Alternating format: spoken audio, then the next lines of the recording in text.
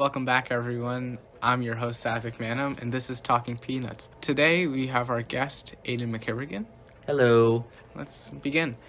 I still have to do this Mandarin midterm, though, that I have, because I take it through VLAX. Kind of stressing about that, because I've been getting consistent, B's in this, so it's going to be pretty good. It's going to be fun. That sounds amazing. I hate the word VLAX. I feel like it has, it's way too close to, lactose. No. And it's or laxative. Yeah, I just don't like that it's giving that vibe. Do you know what it stands for? I don't want to. Yeah, actually, maybe. Yeah, no, I don't. It sounds really pretentious and way fancier than it actually is, but it stands for Virtual Learning Academy Charter School. It's a charter school, apparently. I don't know. I think it's dumb. I wish, public schools offered a wider range of languages. I understand why they don't, but at the same time, I wish. I really do wish that they offered, wider range of languages. I remember my 7th grade, when we were telling, to this thing, I wanted to learn a language that was, close to my heritage, right? India. Right. Something that I would actually use. I don't know how many times, I'll go to Mexico, but, yeah. I'm not going to, actually, actively talk to people. The tourism is there. And then Canada is, the only reason why we learned French. And that's, Canada, most of them speak English anyway.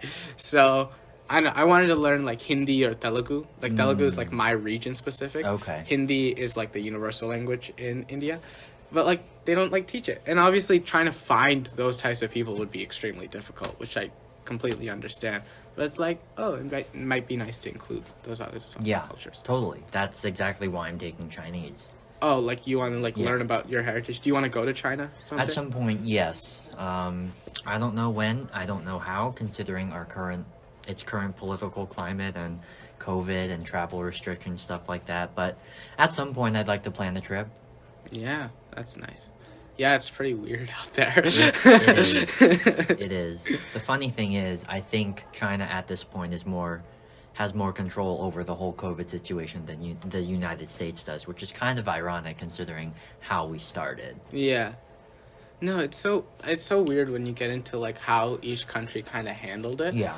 And I don't know, in some ways that's why our democratic system is kind of not flawed per se, but the beauty of it is kind of it's a double-edged sword, because when you're trying to get most of people on board with everything, it's great because you're not leading into oppressing people, but right. You also kind of I don't know, get into that system of needing everyone's approval. Right.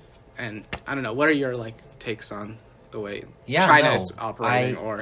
I don't know exactly how China did it, but because they're a communist country, they have a lot more control over their people. They can make something illegal or make something legal. These mandates are set, they're concrete, whereas in the United States, these mandates, I'm using air quotes, they're more of a suggestion. People take it more as a suggestion, and I feel like our leadership doesn't really correct them for that, Yeah, I totally understand with that sentiment. It's insane. Oh, man, though. Honestly. It is crazy. You know what, that's been, really interesting for me? What? How do you feel about, anime adaptations into, live action?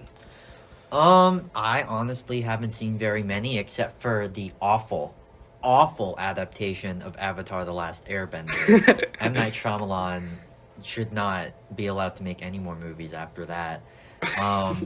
Other than that, I hear the Dragon Ball Z remake wasn't very good. Mm-hmm. I think what happens is American film companies take these Western culture influenced works and try to play it into an American audience, but what the original show or source material that its appeal to the American audience was that it's from Western culture. I feel like people are trying to play too much into making it more about Eastern culture and whitewashing casts.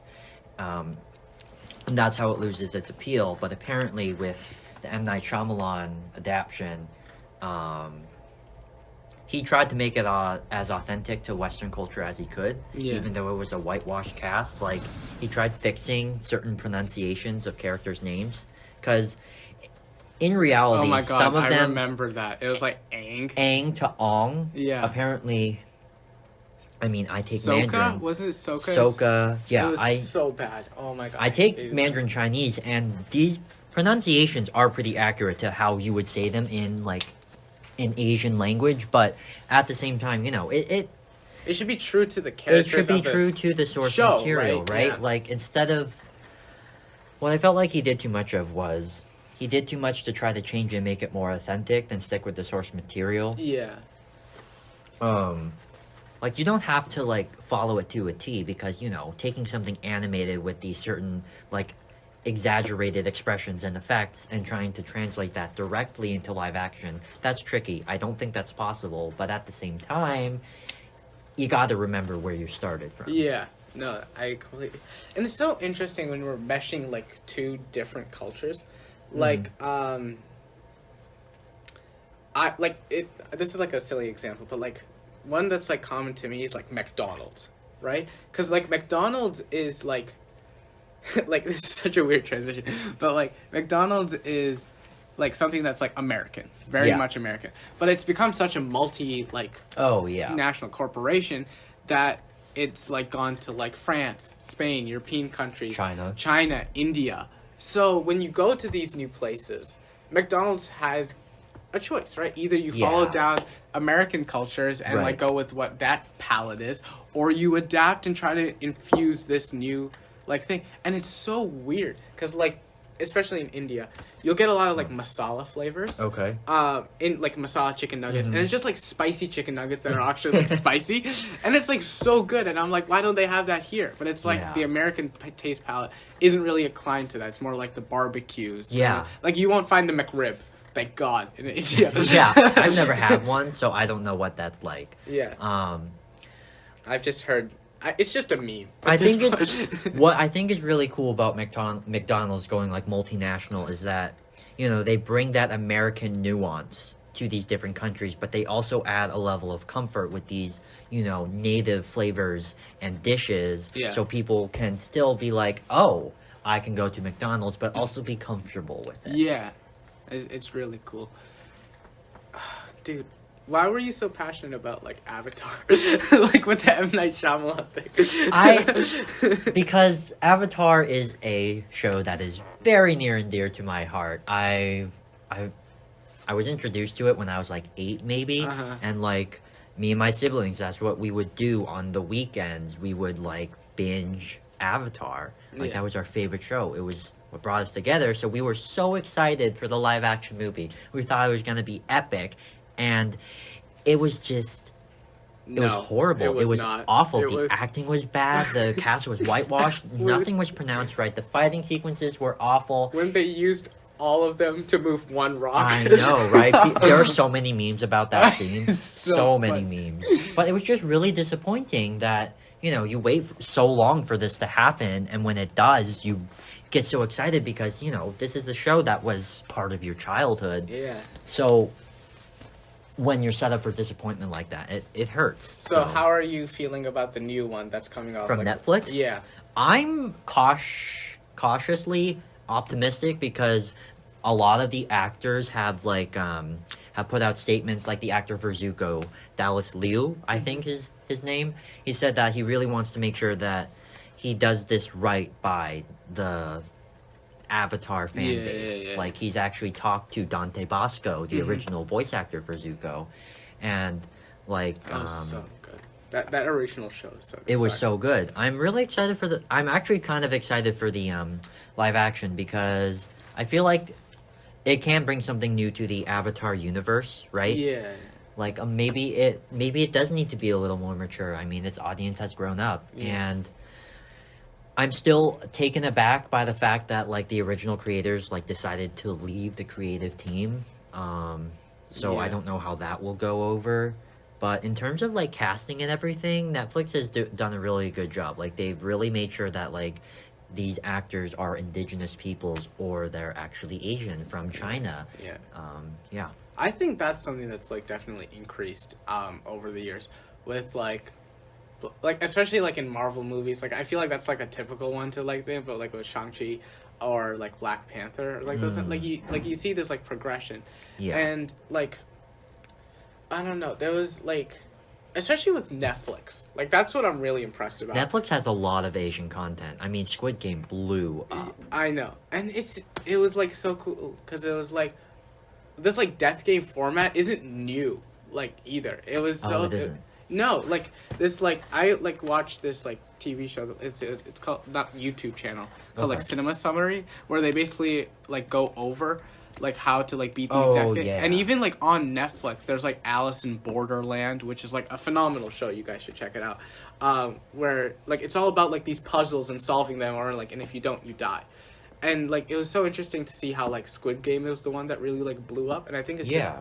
and like it's like you never know which one's gonna blow up with those things, but it was just really. Do you cool. think the whole like anti-Asian hate movement had to do a lot with it? Kind of like, you know, people taking more notice to Asian creators because of the discrimination they were facing, like people trying to show more appreciation. I think it was Crazy Rich Asians that did it. Crazy Rich Asians. I think that was like the biggest, boosted like popularity. not even like joking. I mean, Yeah. I love that movie. Is so good. It Like is. I really enjoy that movie. I don't know how true, because I'm not part of that culture. I don't know Right. how true it is to like that, but I do know like the Eastern philosophies, like especially with like my grandparents and like the way they hold against tradition and those types of things.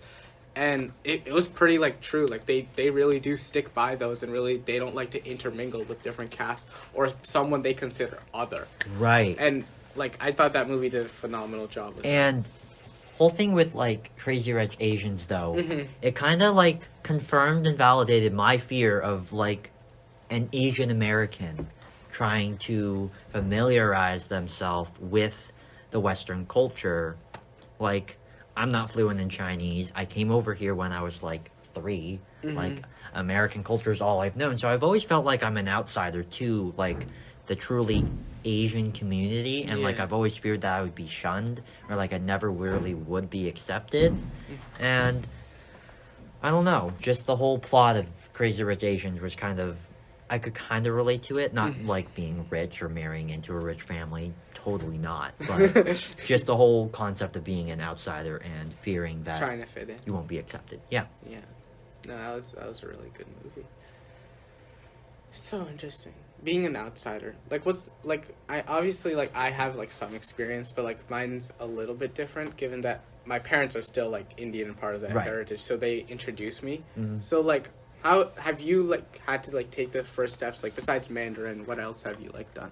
Yeah, I mean, my parents are American through and through.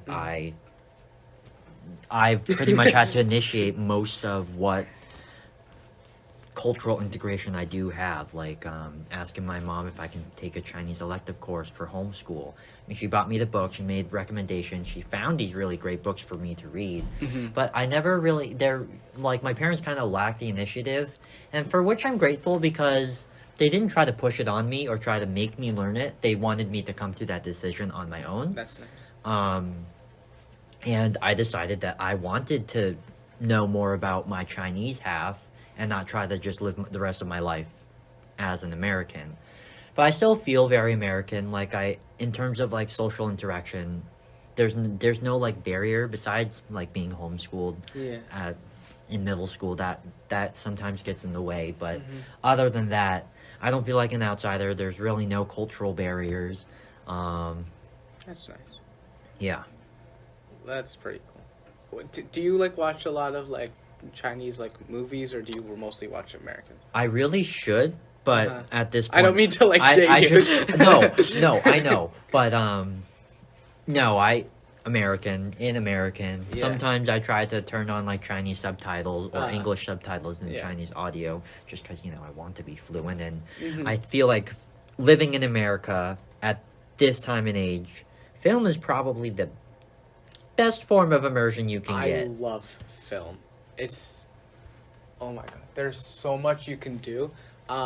Like with film. Like I model the way I speak. Like I don't like people like think in like different ways, obviously.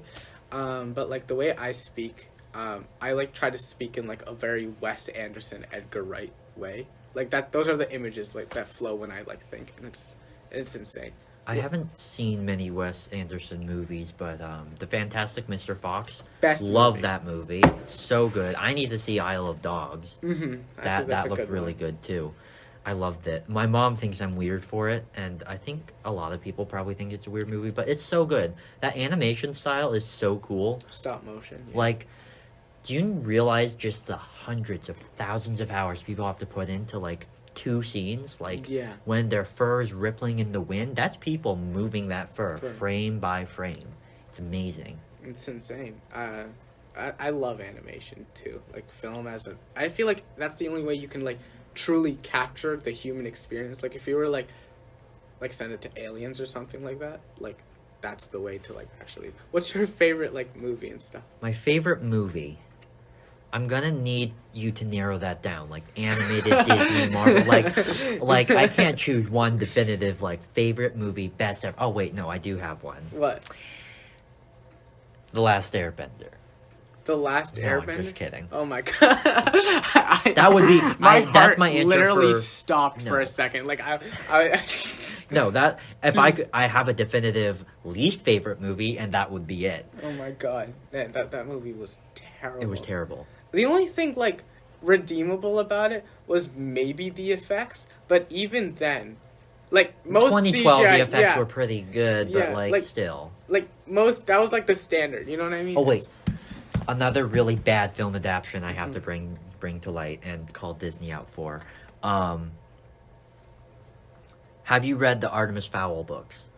I have not read them. I've read some of them, but I've read them in, like, 5th grade. Right. So that was, like, my favorite book series in elementary school going into middle school. I read all of them, like, 3 times each. Yeah. So when Disney came out with the movie, I was so excited. That was a bad... I really shouldn't have been excited because this movie was horrible. Like, they did no character justice. They totally flipped the script, and Josh Gad just didn't belong in that movie. I'm sorry, but he didn't. He was the big, with the big mouth guy, right? Yeah, That's what he was supposed to be the comic relief, and like in the books, that dwarf is the comic relief, but it just didn't work. The movie was just horrible. Like it completely. I don't know. Enough about that though. My favorite movie.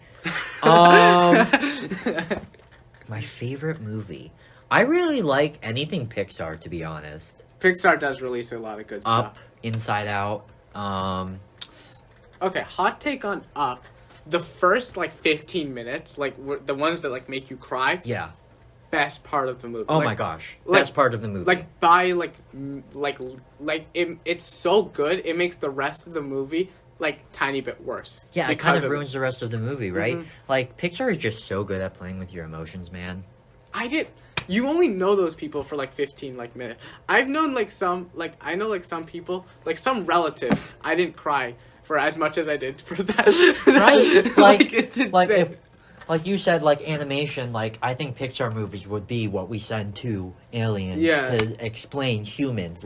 It's just amazing. Actually, I do have a favorite movie right now. Maybe not definitively, but right now my favorite movie is Encanto. Yeah, I knew it. Yep. It's so good. Lin-Manuel Miranda is a musical genius. That movie is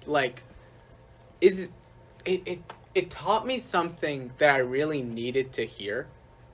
Obviously, as Aidan, you're a good student, right? And those type of things, and you've probably been told that you're gifted and those. But the pressure that it puts on kids who are constantly told that they're gifted for this ability of theirs is am I anything more than just that? Yeah. And it was such a fantastic. The music, I heard people talking bad about it. I don't agree. No, I don't agree at all. No. The layers on We Don't Talk About Bruno. Oh, amazing. Did you know that song is on its way to be the highest streamed song by Disney ever? It's on its track to beat out A Whole New World. What else? That one from Snow White. No, not Snow White. I don't know, but Can you feel? Is it that one from Lion King. From Lion Can King. You Feel the Love Tonight? Yeah, Elton it's beating John? out Elton John. What? Not very many songs can do that. It is so good. Oh my god. it gets stuck in your head, but like it's the only song that you're happy to have stuck in your Right? head, right? Like I don't know why, but I just can't get sick of it. Yeah. You know how many times I sing it to myself when I'm alone or when I'm out? It's a really good song. Really good song. I love the visuals too, and that music, like It's the a music beautiful video. movie. It real like the animation. I didn't know cartoons could look that realistic I and know. still look like cartoons. Right? It was like the Tintin movie. Have you seen that movie? No. It's by Steven Spielberg. It's a really good movie. You should check it out. But Oh, Steven Spielberg. yeah, so but like, dude, the visuals in that movie are insane. Yeah, But yeah, no, I like genuinely love that movie, and It like, made me cry. Like, there's not a whole lot I can relate to it. As being the younger child and having Yeah. pretty supportive parents, like, not to flex or anything, but I just like the think movie. that's a Like, flex. I could feel the emotions of these characters, and Yeah. I could relate to them a little bit. But Yeah. to be honest, I can't be amongst the like thousands of people who were really touched by this, and Yeah. I'm so glad that these people got their validation and got this being able to see someone who looked like them and went through the same experiences. Yeah. That's awesome. Yeah. Well, that's about time. So thank you for coming on, Aidan, to course. Talking Peanuts. Yeah. I was your host, Sathvik Manam.